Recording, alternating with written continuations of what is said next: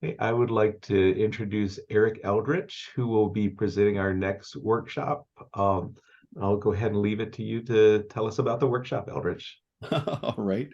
Well, thank you very much. I'm going to be fiddling with pulling up the PowerPoint here for just a second. Um, it looked like something has moved on me here.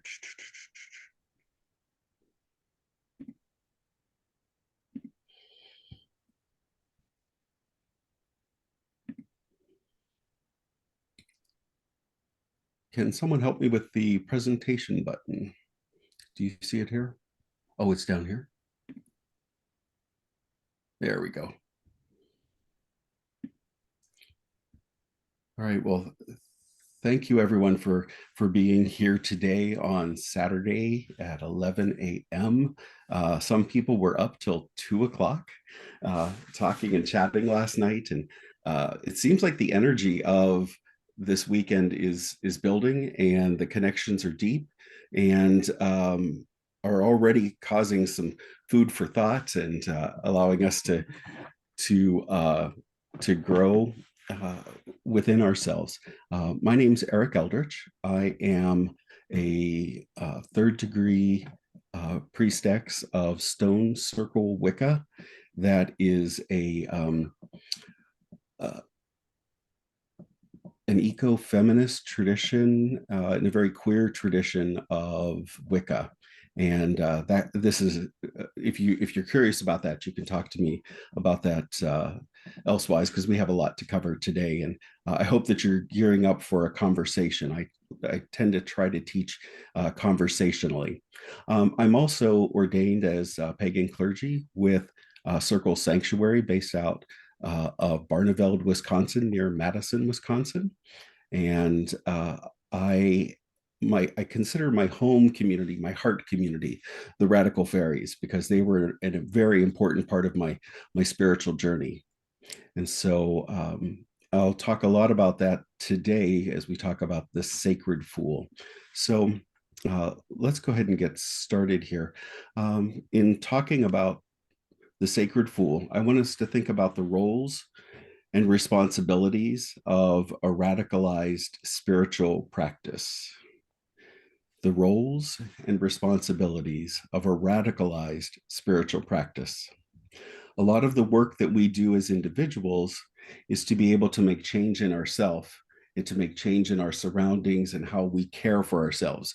You might think of the Maslow's hierarchy of needs, all of those needs building to being actualized and being able to affect work outward in our community of friends and family, and also with the greater world that we're in, and ever more so now, a global world that we have access instantaneously to people around the globe.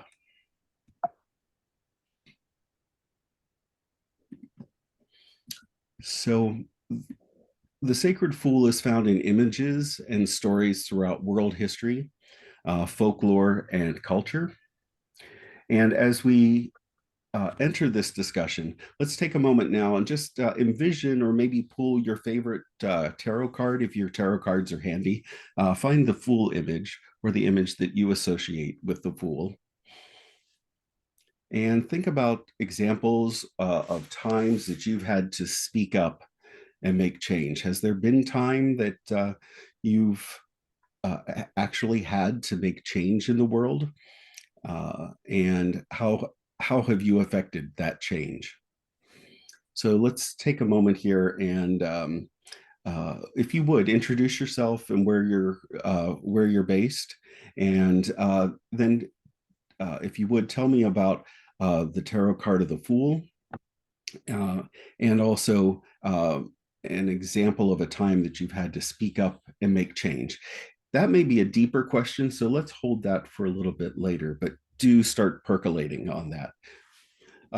So let's see. I'm Eric Eldritch. I use he, him pronouns, and I'm near Washington, D.C. And my favorite card of of the Fool is from the Rider-Waite-Smith deck. Are you familiar with that? The Rider-Waite-Smith deck, that guy that's dashing, jumping off a cliff into the unknown, into whatever new or changed, and just transgressing that boundary, jumping across. And if you notice, that tunic to me is so cool. The tunic has scalloped edges on it, and it's got big pomegranate bold flowers, and it is, to me, it's like a Polaroid snapshot of a great grandpappy radical fairy, a very mystical and powerful character that lives life with abandon, but yet wit and cunning. That's uh, my favorite card of the tool, and maybe yours too. Let's go around. John, could you go next? Well, I've never actually had a tarot pack, I must admit. Uh-huh. I've had tarot readings done for me, Uh-huh. which have been quite interesting. The ones that have delved deep have been. Have you met someone in your life that has been a provocateur, somebody who is just an absolute force of nature that makes change about them? Well, yes, I suppose I have, but sometimes I feel that it appears as if change will happen. Mm-hmm. Then you find sometime later that it hasn't. But I'm interested in this business of the Fool Mm-hmm. because one of the things that's always been going around in my head, I mean, people who know me, David and Mel know me quite well from the last few years. And I tend to be a person that covers things with humor. Mm-hmm. So in a way, I am a fool. Ah. But I like to think of the kingly fool Mm-hmm. and the foolish king. Ah, I want to And know. I want to know more about that, but let's hold that for a little bit later in introductions. Do think about that and how you could relate that with us. That is exactly on point with the class that we have here. Thank you, John. Let's go to Dallin.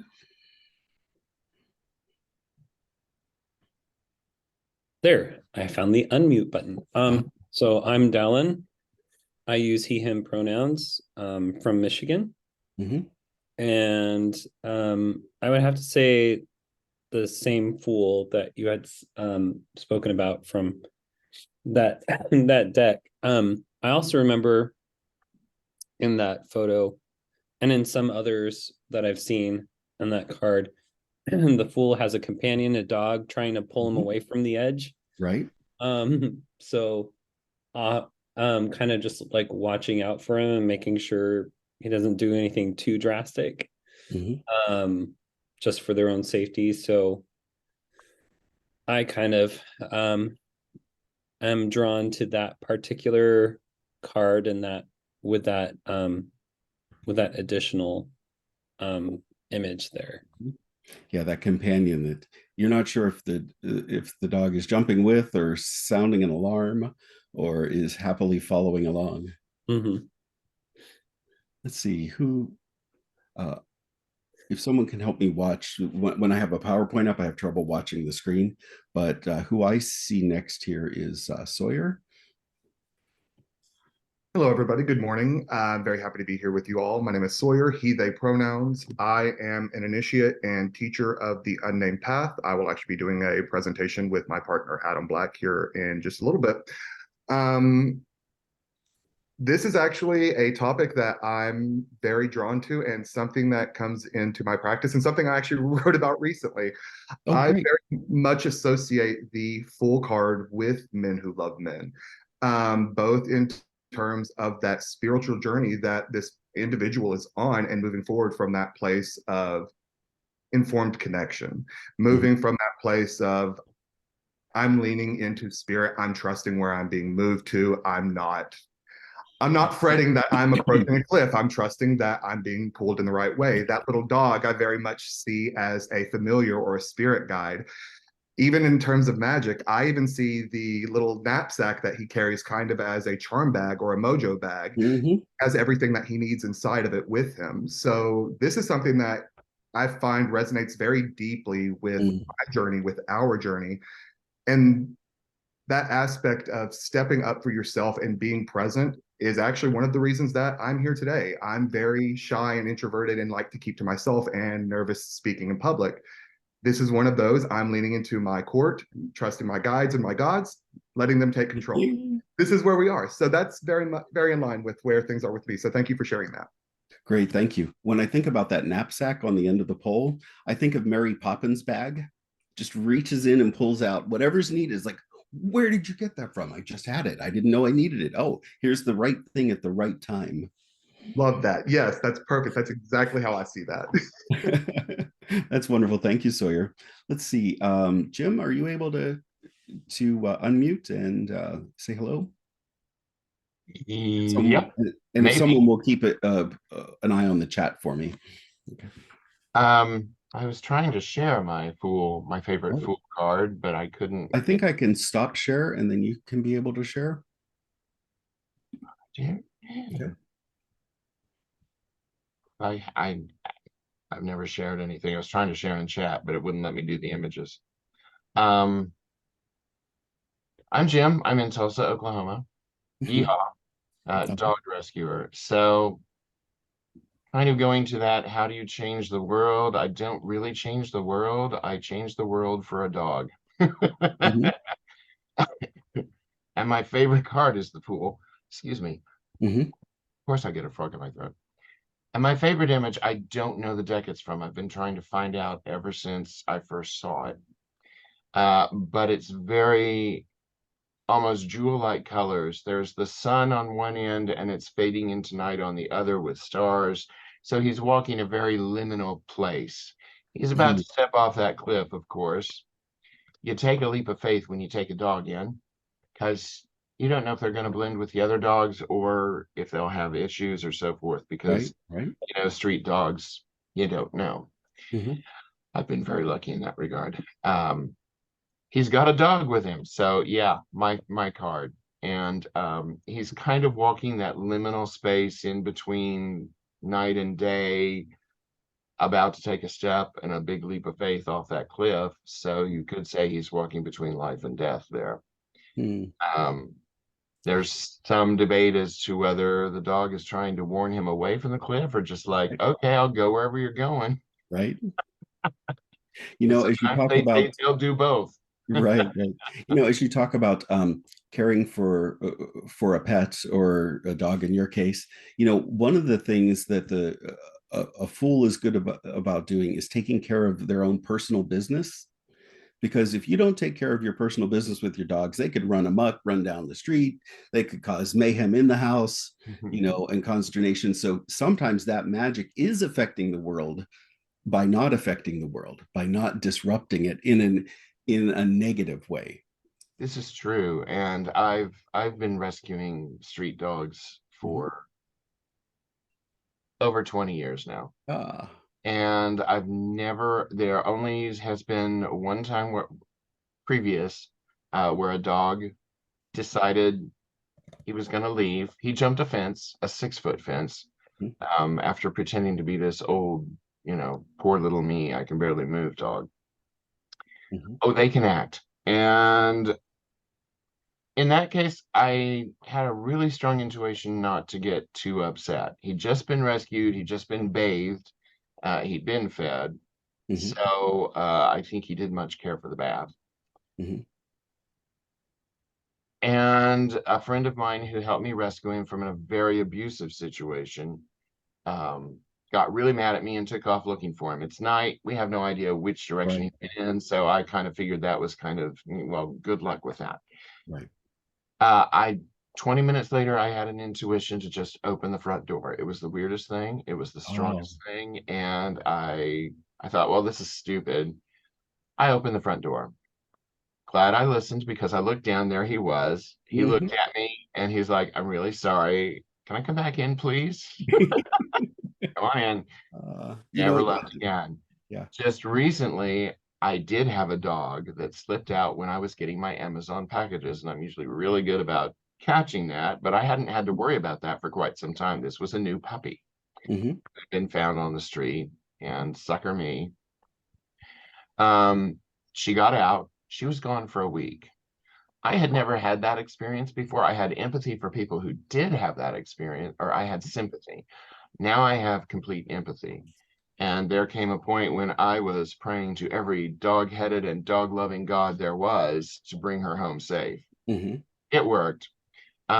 She did come home. She was found. And again, it was one of those weird things where, fool me, had a feeling, and was driving up and down the road she was eventually found on. I apparently just missed her at some point, and was over at Tulsa Animal Welfare checking on another dog that I had decided to get out of there. Wow, these stories anyway. These stories are really on point for taking care of affairs and magical connection, opening that door and just following what you're compelled to do, what your inner tuition sends to you. Let's see. Thank you so much for sharing that. Let's go on to, let's see, David, would you share briefly? Can you guys hear me? Uh-huh. I also use the Rider-Waite Eldritch. And I guess for me, it symbolizes a few things. New beginnings. New beginnings can be rough. They say that 1,000-mile journey begins with a single step, but often that's the hardest thing to do, to get things started. So I always feel, I like the phrase, well begun, half done. I also agree with what Delon said about you have to have faith. Having faith in yourself and in the future. And we always, I mean, we don't know what to expect. The future is nothing, if surprising. They say that no plan survives first contact with the enemy, and I kind of go along with that. Nevertheless, you have to have a plan, right? Right. So I think it's a very powerful card, and beginnings are a very magical time because it's full of possibility and new. What else did you want me to go over, Eldritch? Oh, where I am. I'm in Virginia Beach, Virginia. My name is David. Great. And I know that you have affected change in many different ways. So let's hold those stories to illustrate some points later. Let's see, Roman, if you'd like to come in the chat, you're welcome to. I know that you may not be coming in via video, but you're welcome to join in the chat. Oh, hello.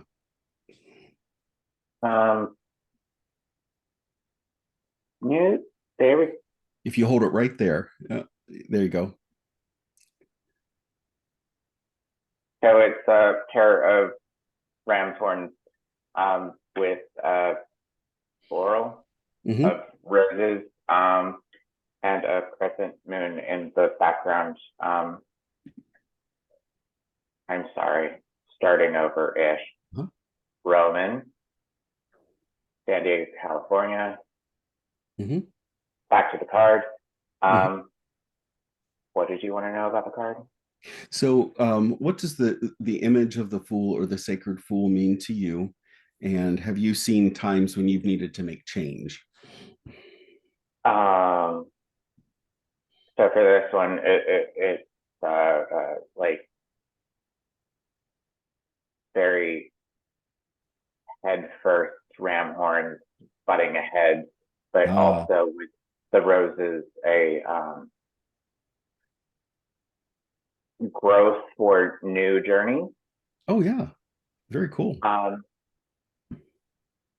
And yes, I've had times in my life where change needed to happen. I'm going to assume that I'm done. Bye. All right. Thank you, Roman. Thank you.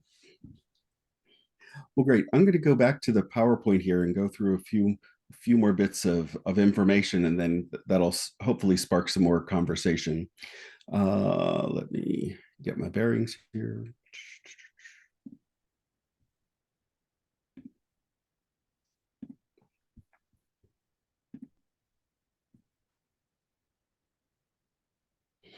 Great. And so the image of the sacred fool is found throughout world history, in folklore, and in culture. So we've just talked about the fool of the tarot and the various images and interpretations and the personal power that it can bring to our lives. There was a goddess Baubo or Baubo of the Eleusinian Mysteries, and also the Court Jester. I think that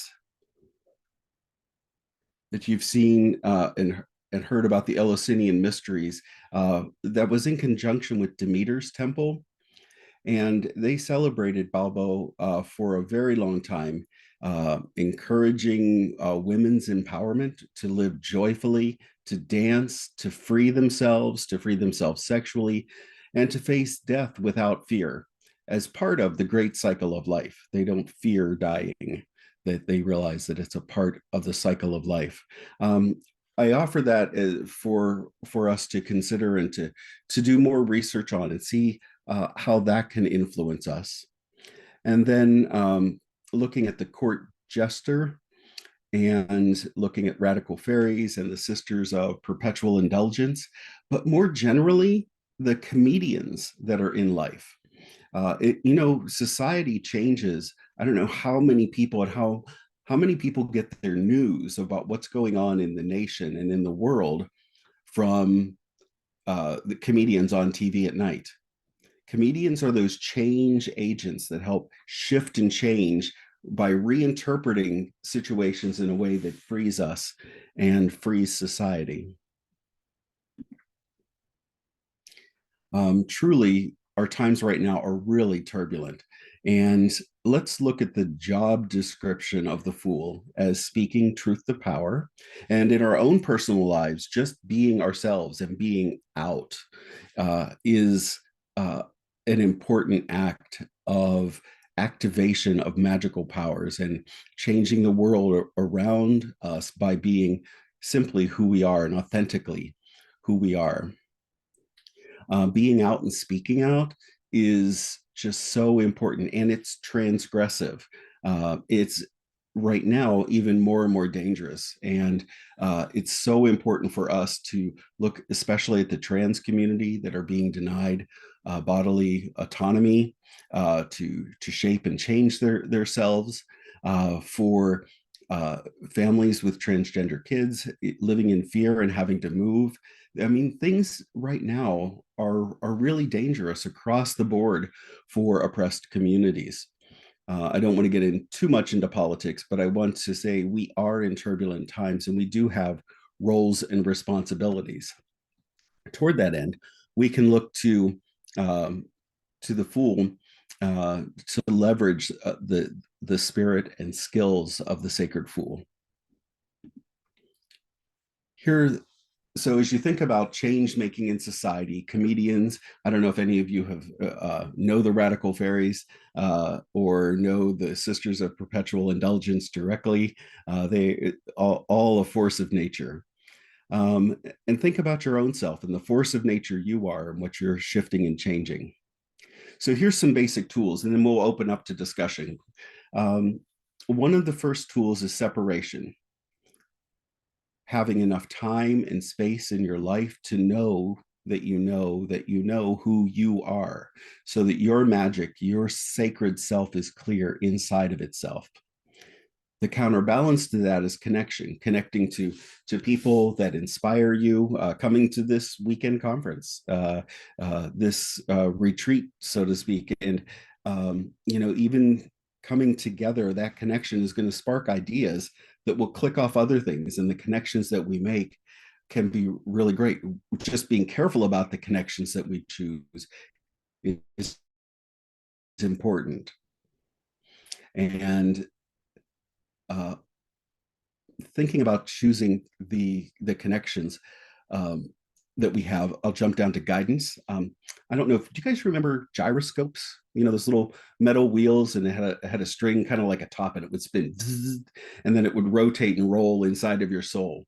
To me, that's a meditation that is about if you meditate on that image and that, you can find that inside your soul, and it becomes your GPS, your spiritual guidance system inside of yourself. And so that will help you know when to separate and when to connect. And then moving back up the list, knowing when to transgress, to see a boundary and cross that boundary when you've been told not to do something, and you know in your inner, we come from an intuitive religion as our perspective. We don't look to a book, a holy book, to tell us what to do. We don't look to the book for those guidelines. We look to that inner gyroscope, that inner sense of knowing and direction to help us gain insight. And along the way, because we spend time separated and then connected carefully, we really can develop a sense of wisdom and a sense of wit that will help us cut through situations and make change. So I'll hold off on talking about the analysis. That's another really specific, it's not so much a tool, but a practice that we can use. But let me stop here and open up for conversation. John, I'm wondering, could you say more about the court and the king, the court jester and the king? Well, I mean, the great example is Lear, King Lear, where you have a king who is supposed to be the one that's in charge and supposed to make decisions and everything, and he's incapable. But the fool is actually the one with wisdom. And the trouble I find with the world, and which dispirits me sometimes, is that there are many fools who are not actually fools. They are the ones with wisdom. And yet the ones that appear to be the ones that are in charge, or the ones that have the knowledge and the wisdom, are not. So in a way, our society is almost like a topsy-turvy thing where what is apparent is not. And when you talked about transgression, yeah,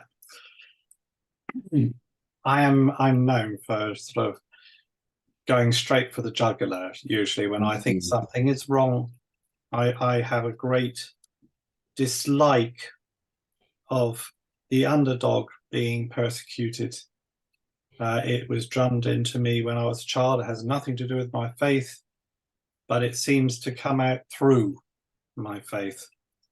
And unfortunately, it doesn't always work out right. But I think, just personally, you know, we were talking about growth yesterday, fruit and everything. And by the way, I will think about the wand.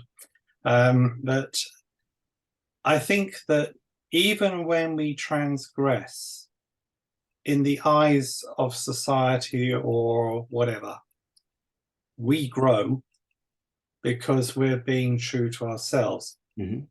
I'll just say one little thing before I stop.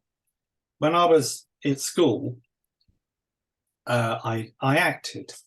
And when you did rehearsals, usually a teacher would actually give you sort of like a write back, a little notes on what you'd done, so how you could improve. And I've always remembered what one English teacher said to me, and that is, always be true to yourself. And I think that is to do with all of the things actually you've mentioned on the list. Because in all of those things, separation, I know very well. Connection, perhaps not so good. Transgression, yeah. Insight, well, once in a blue moon. Guidance, maybe. Wisdom and wit, well, I can do the wit bit. But I can see that phrase, to always be true to yourself, coming out in all of them. Because it actually acts as almost a connector between all of them, because you get to know yourself. Yes. And that's where it's all leading to, isn't it? Absolutely. not in an egoistic sense. No. You've probably seen in community or, at some party, somebody kicking back, someone that will just blurt out something, but they've had not had thought behind it. Sometimes they blurt out things because they're inspired, but it's all in that gyroscope. Are they connected? Is it the right thing at the right time? That sense of timing. You could consider timing a tool as well, knowing when to take the action, when to speak out. I imagine, John, that you speak your mind, but you well, probably... usually because it's righteous indignation, right. And I think we all do it because we have within ourselves a sense of what is right and what is wrong, and so we try to actually defend it. The trouble with society now is knowing what is right and what is wrong. It's not black and white anymore, it's grey, and things are changing as hypocrisies happen. And so I think even that, perhaps you go through all of these stages that you mentioned in that list, Eldritch, all the time. Oh, we do. That's why the gyroscope has to be clear and in repair. If it's down, if it's chugging or not in gear, we need to find respite to be able to restore ourselves so that our gyroscope, our spiritual center, is clear. Who else would like to chime in here? What's coming to heart and to mind?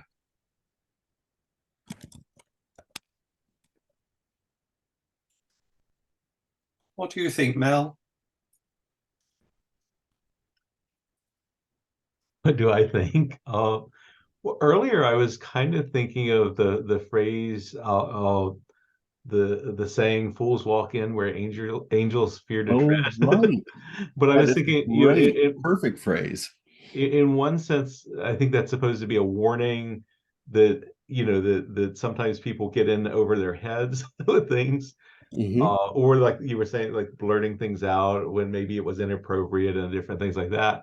But on the other hand, I kind of think of somebody that's bold and determined, and they're not going to let their fears kind of get in the way, and that maybe when they do that, the universe and the world just kind of changes around them to to help them meet their goal. That is awesome. Yeah, I like that. I like those phrases that you brought to mind. Here's I'll put it in the chat here. See if this comes through for you. This is some words of wisdom from another character, very interesting avatar in society. And it might not come through. Let's see. And if not, I'll just read the quote itself.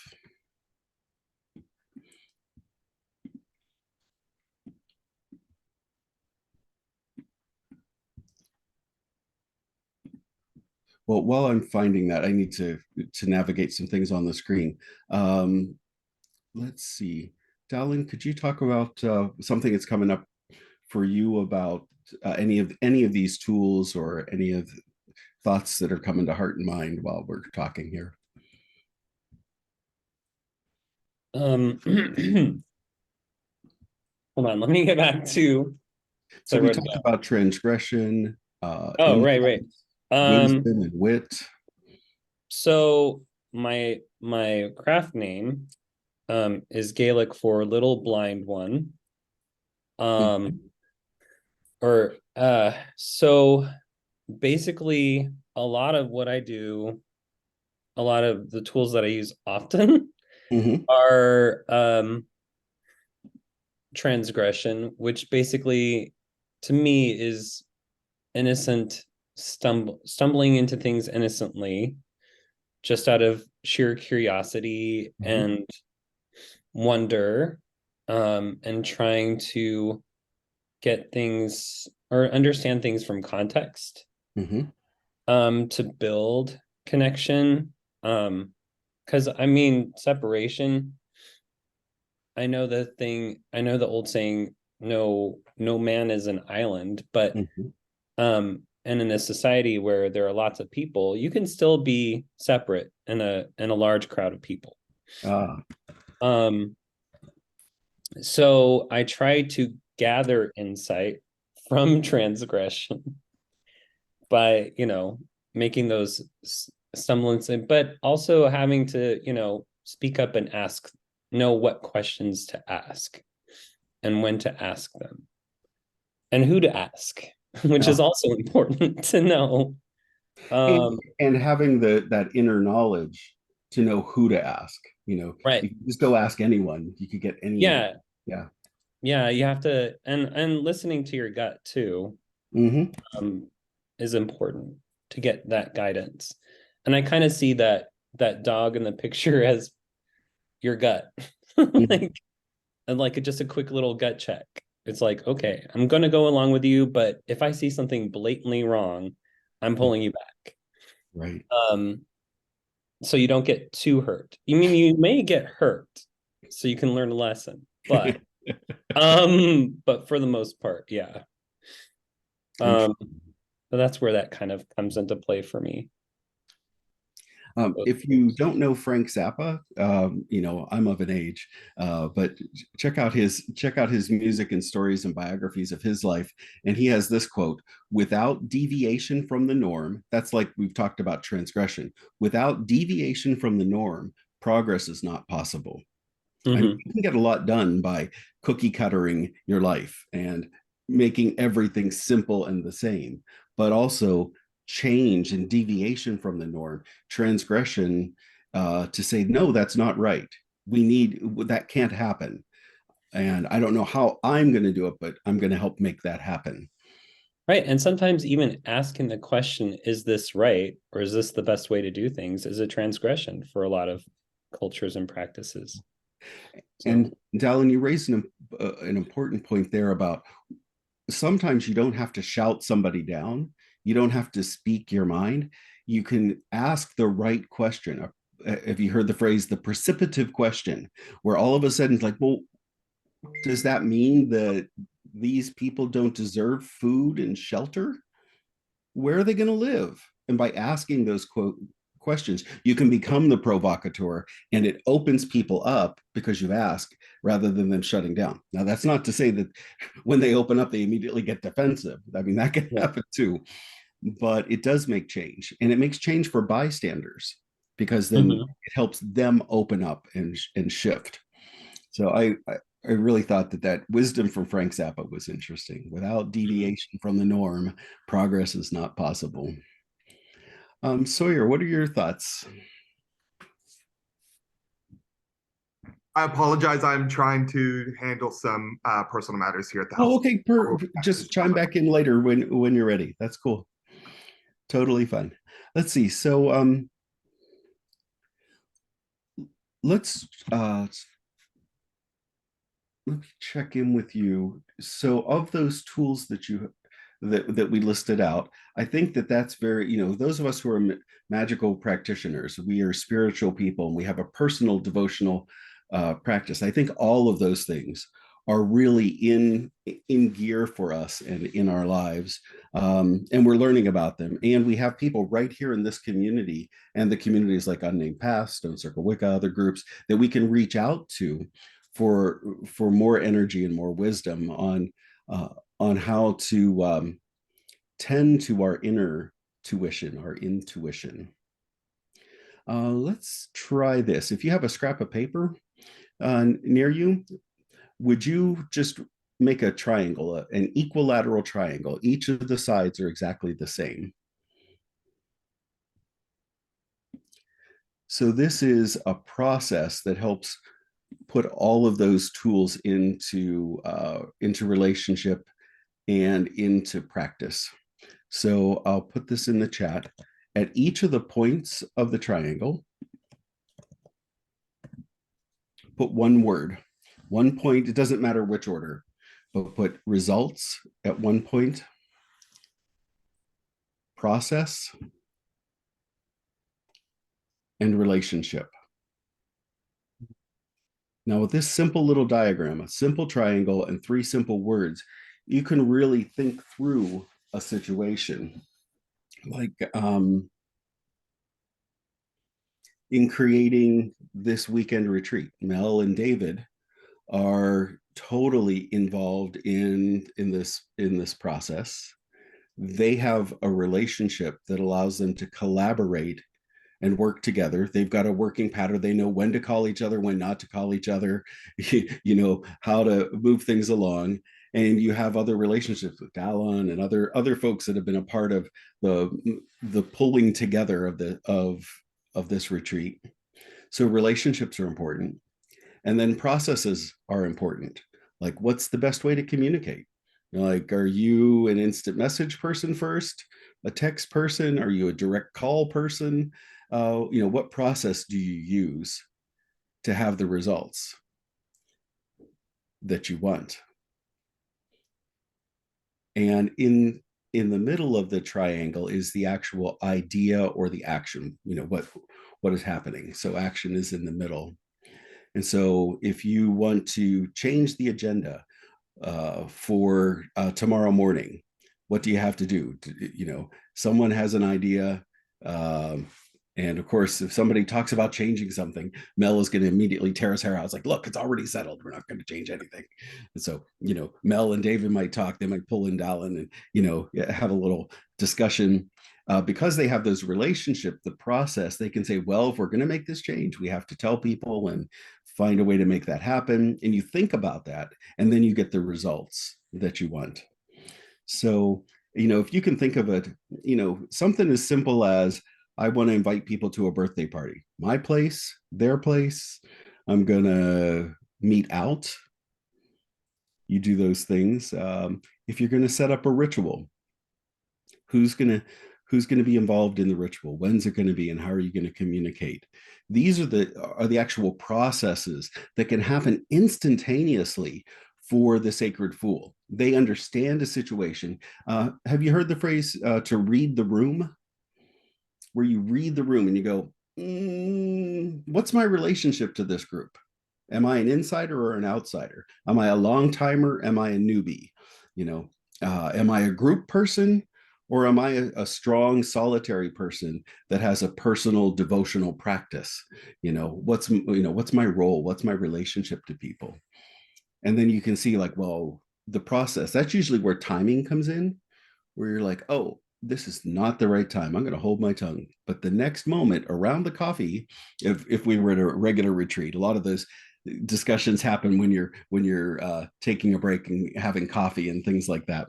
So, you know, you can sometimes slip information and make change from the side, do a sidebar that helps set up something in motion, but you're always thinking about the results. So let me step back and see if that can you come up with an example of something or a time when that has worked for you? You may not have thought about it in these terms, but you could talk about a hookup or a date. How did that result in process and relationship? I want a relationship with this person. What's the process of getting in touch with them? What's the result? It wasn't all that I thought.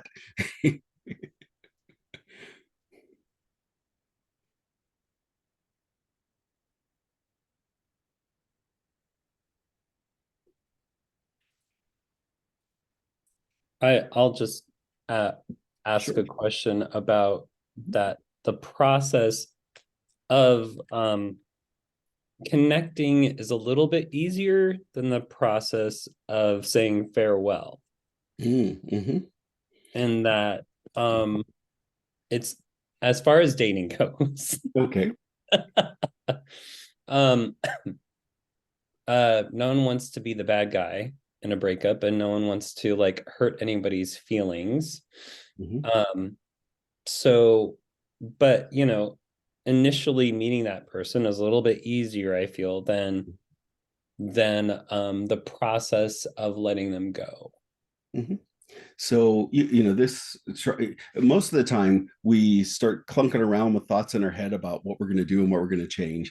But if you just take a moment and take an index card or a piece of paper and, put out this triangle, you can think about, okay, when am I going to break up? What are the results going to be? I'll be clear. They'll be better. Da, da, da, da, da. That's the results that I want. I want things to be separate and good. What's the process that I'm going to do? Am I going to phone call Dear John, send him a letter, certified letter? Am I going to take out a restraining order? Do the Irish goodbye. right. And then you also think, though, about what's our current relationship. When I go to make this change, are we on speaking terms right now, or do I need to let it cool down? Do I need to wait till the next time we get together? Or, the famous thing for people, after the holidays, well, I'll just wait till after, but all of that is in this very simplistic, but I think a very profound process. So it's a framework to think through it. I think of any of us, David, if you're available, you have the most complex processes, because the complex processes are the legal system. If you want change to happen, there's a results, there's processes and relationship. Somebody comes up to you and said, hey, that's not right. What they're doing in the courthouse or what they're doing in the state house is affecting me, and I want to affect change. Can you just riff off of that for a minute? Sure. Can everyone hear me? Mm-hmm. Okay. Eldritch is right. A lot of people who approach the legal system, they're just thinking about the results. They're very result oriented in terms of what they want. And I can't afford as a lawyer to just pole vault over the process and the relationships because the procedure is very important. You can actually screw up your entire case by not following proper procedure. And certain things have to be done at certain times. You have to do it in a timely manner, and you have to do it in the proper manner. So it can be very stressful, especially if you're doing something very complex and nuanced. And you have to constantly think about the relationships. You have to think about the witnesses, your client, judge, the opposing counsel, and if it's a jury trial, the jurors. Now, you can't actually address the jury. They can't talk back to you, and you can't address like an individual person or whatever. But reading the room with the jury is very important, because I've watched opposing counsel just lose the jury when they go into legalese or something really complex that they're not breaking down.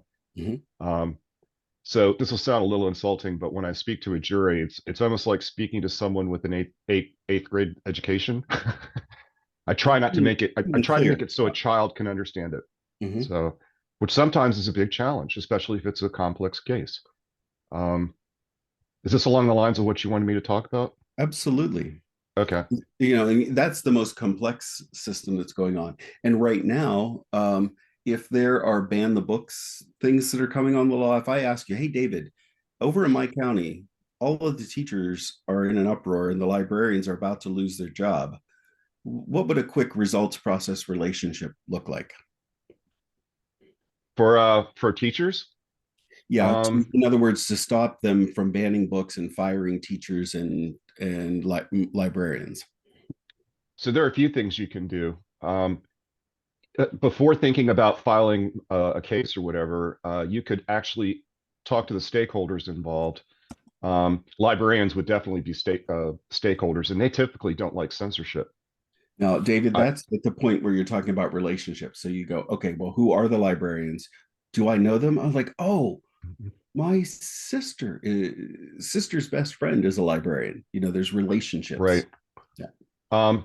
So Mel and I know somebody who's on the Virginia Beach City Council. He's actually an openly gay councilman. And if I had something really important on that level where it's banning books, I might actually give his office a call or text him or something like that. But I think a better course, besides just immediately filing a case, would be to talk to the stakeholders. Like, who's the one actually banning the book? Right. Is it the superintendent of schools, or is it a principal? Is it a school principal? There's an administrative level that's someone in that system is behind the banning of the book. And you know, after a little poking around, you'll probably figure out who it is. If that person isn't like openly, you know, shooting off about it, like on the news or something. Mm-hmm. And you know, when you talk about something like banning books, that's something that people can get very irate about. So you also have to kind of watch the emotionality of it. When I approach things as a lawyer, I have to do it with professional detachment. I have to think about the relationships and the processes, but I also have to think about what does progress mean? What is it exactly that I want to get? So I really like Zappa's quote, because you're not just saying change, you're saying progress. Mm-hmm. You know, that you want meaningful change. You want to see, you know, I often tell people that, you know, making the world a better place, it's not easy. Mm-hmm. A lot of times people want it to be low hanging fruit, but sometimes, you know, the low hanging fruit has already been picked. Okay. And so you have to be patient. You have to sort of keep in mind what your end game is in terms of like where is it you ultimately want to go and what's the best way to get there. And sometimes that can be difficult for people who just want it like right now, you know, immediate gratification. Yeah, one thing I've noticed is, again, about reading the room or reading society or reading the county or reading the state, you know, along the way. When marriage equality came out and people were working on that issue, I was pissed off. I was like, marriage equality is not at the bottom of Maslow's hierarchy of needs. You know, people they need to be able to not be fired from their job because they're gay.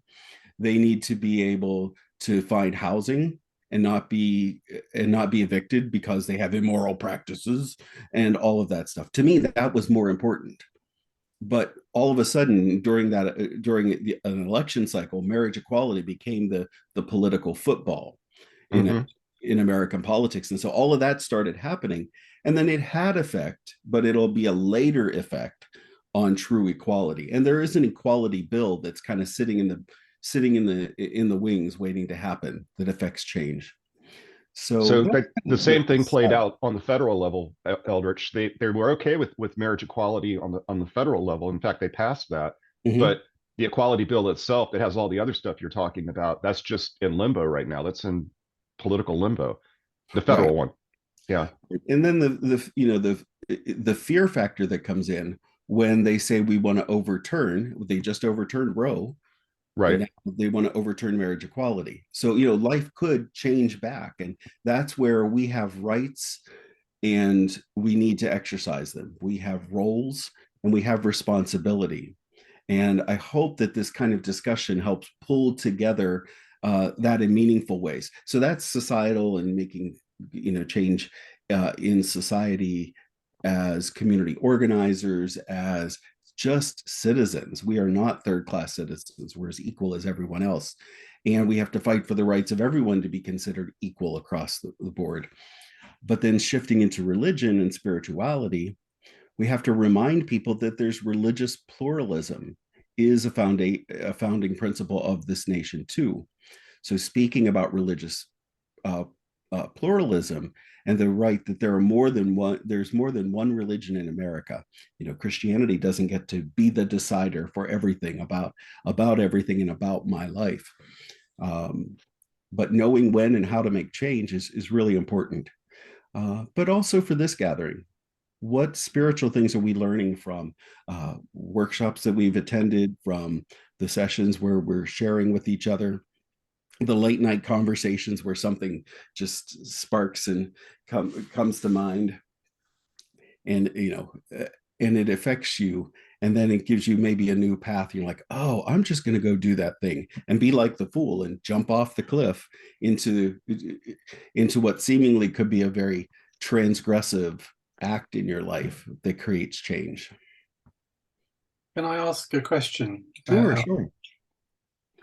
Listening to all of this, what you've been saying and David's been saying, would it be fair to say that the opposite of transgression, therefore, is silence?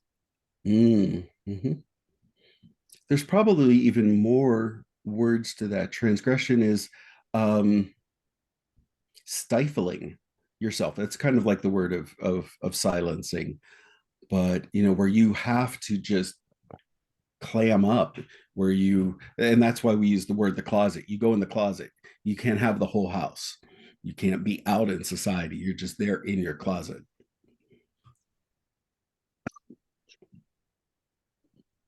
John, or what are you thinking about silence? Is there more to say? Well, no, I'm just thinking that the transgression often seems to be where an act is made.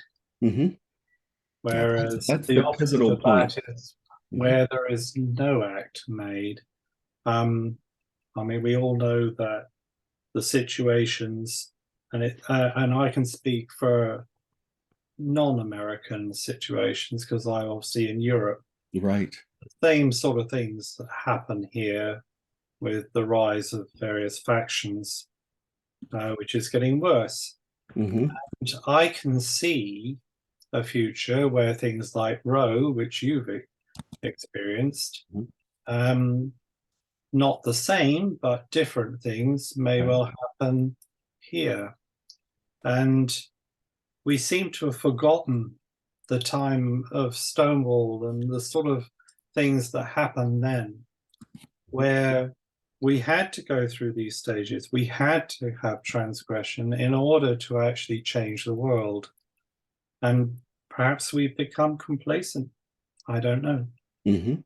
But perhaps there is a new path coming. And these things that you've so wisely put down here, which I've written down, because I want to look at them time and time again, I think, to think about them, is something that our futures are going to be more about. Absolutely. Absolutely. Eldritch, do you mind if I address what John just said? Sure. Yeah, I think we're at a place of just processing and letting it sink in. I'm old enough to remember when the environmental movement was sort of a fringe thing. And I've noticed a number of other social movements that have occurred, including LGBT rights, and including, minority religion, which we are a minority religion. I also noticed that the more mainstreamed the fringes became, some of the people got angry because they were no longer radicals. They were starting, as things became more mainstream, they became more noticeable and more powerful. And I noticed that in the case of the environmental movement, some of the political parties started adopting some of the elements that the environmental movement was putting forward. And some people felt that was co-opting it, but I've noticed that there is a change that occurs. And John, sometimes, it's 3 steps forward, 2 steps back. That's just part of human nature, I guess. There will be a backlash. There'll be a backlash, and then that will cause things to move, a little bit backward or whatever. And then, but if it's something that people keep pushing, it'll eventually come forward, and hopefully progress will be made. It takes faith. I mean, I've seen where things have actually gone backwards. But sometimes, David, it's because mainstream parties and what have you have taken on certain things, but they've taken it on more for a lip service type thing rather than conviction. And the things that really and you mentioned the environmental movement, which I also am very much in support of. And when you look at the way that they have dealt with things in the past, and there are things now, like in Britain, there's this Stop Oil group, and they do radical things, they really do. Not always approved of. But it is only through a voice that you actually change things. And I do sometimes wonder whether we think, oh, right, well, we got that, and that's fine, and nothing will ever change. But things do change. Right. And if you let them slip, they will change. Because there will always be somebody who will prey on the fears of some group or other in order to change things back to the way that they wished them to be when they had the say.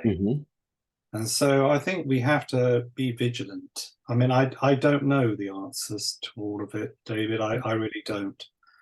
And I have great respect for those that actually do go out there and they progress things and they keep things in the public view. Because by doing so, at least some people will think. And I'm beginning to wonder how many people in the world actually ever do think now. They're happy to go on in a world which is almost created, whereas they don't want to face a world as it is. There's a saying from Don Quixote. It's to do with madness, and it's to do with seeing the world. Which would you rather have? See the world as you would have it? No, that's not the. I wish I could remember the quote. But it's to do with the fact that of seeing the world as it is. That's basically the end result of it. And indeed, actually, that's a good example, Eldritch. Don Quixote is a good example of the fool as well, because he may have been mad, but he had a great deal of wisdom. Right. And he came up against a world which was not right.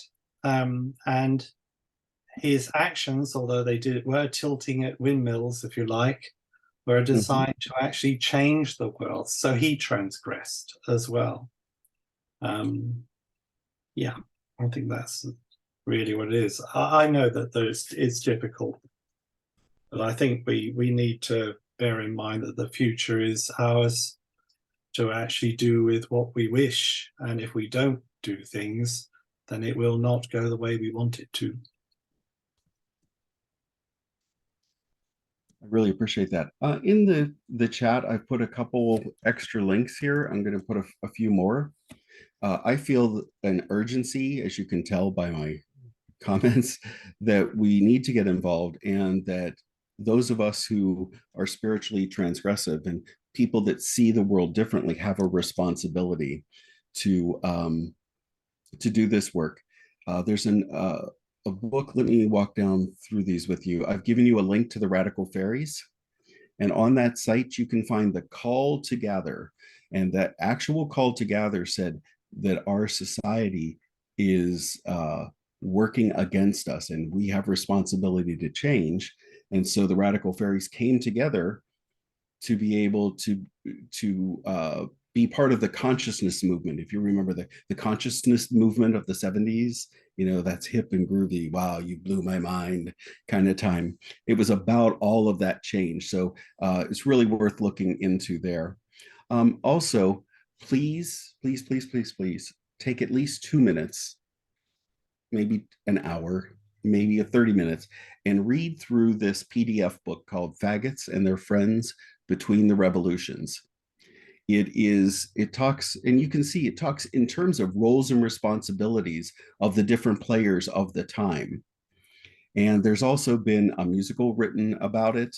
And but I think reading the original book and the fact that it's in PDF is just worth your time to check out.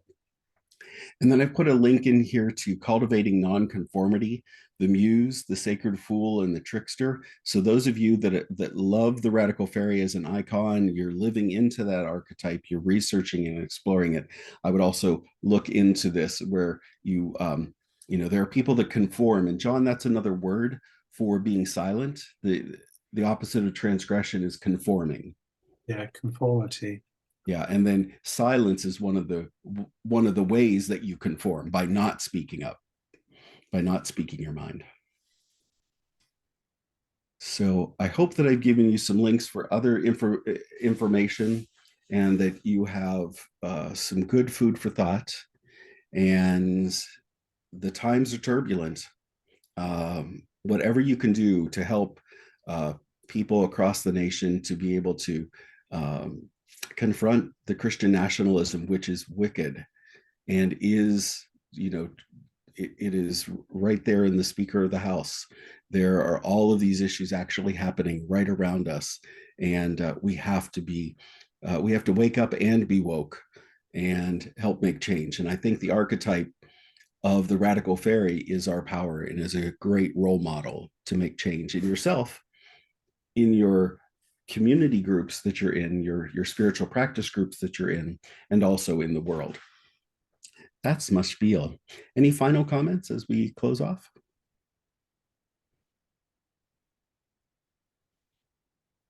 Don't forget to write your triangle. The next time a situation comes up and you're like, what am I going to do? Write that little triangle and try it out. It's another tool. So in terms of a culture of gratitude, thank you for taking time to be here and to come to this retreat. Thank you to Mel and David, Dallin, all the folks that have been instrumental in pulling this together. Thank you. Thank you, Eldritch. So as we wrap up this particular workshop, I just want to let everybody know that the next one is coming up at 3 p.m. Eastern time. Wait, sorry, 1 p.m. Eastern time. I looked at the wrong thing on the schedule. 1 p.m. Eastern time. It might be 3 p.m. somewhere. It's going to be Blood and Bone, Spirit Walking and Death Walking in the Unnamed Path. Sawyer is here. Did you want to give us a quick, just a very brief overview of what that's going to be? Adam and I are going to talk about spirit walking, but primarily death walking in the unnamed path. This is one of the 4 primary paths of our tradition. We are a tradition uniquely and specifically for men who love men, and we recognize that this is one of our innate abilities and powers. And how we move through the world and how we engage with spirit is very much influenced by our unique capacity to love, which is something that we hold all men who love men have. And so we are going to expand on what this looks like within our tradition, how we engage this practice, and how you can build a deeper relationship with the ancestors of men who love men. Well, thank you so much. So let's go ahead and wrap up, and everybody take a break, get a snack, go to the bathroom, whatever you need to do, and and then we'll meet back on Zoom in about 50 minutes from now. Thanks again. So great. Thank you, everyone. Do contact me if you have further thoughts. Sawyer, I want to pick your brain about the archetype here. Let's do that. I loved your presentation. I was getting ready to say thank you so much for everything. We'll be reaching out to talk. Awesome. See everyone soon.